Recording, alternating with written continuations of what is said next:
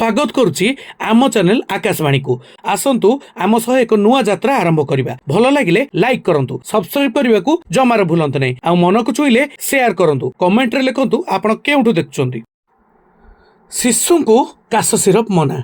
मध्य प्रदेश और राजस्थान शिशु मृत्यु पर सतर्क कराइला स्वास्थ्य विभाग।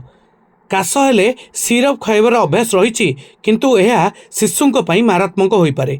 एणु 2 वर्षर कम बयसर शिशुओं पर काश सिरप लेखिबा और बंटन करने उपरे कटाकणा लगेइचंती स्वास्थ्य सेवा निर्देशालय।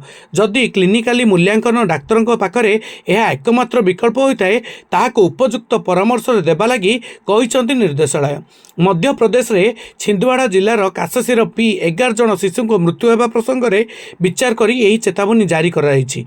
काश सिरप खाइबा द्वारा शिशु को किडनी नष्ट होउची एवं यह मृत्युर कारण होउची। मध्य प्रदेश भली राजस्थान में मध्य समान घटना घटुची। भरतपुर 2 जन एवं सिक्कर रे जड़े शिशुंकर यही काश सिरप खाई मृत्यु होइतिबा अभियोग होइची।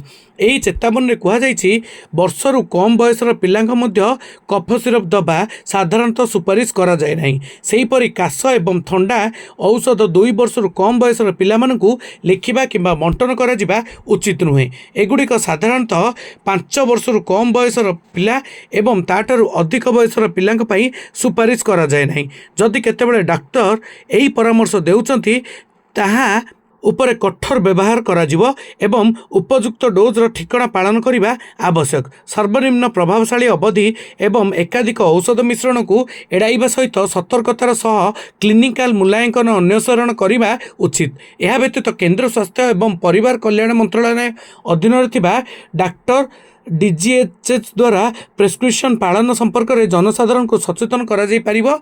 DGHS एक परामर्श रे कहिसंती।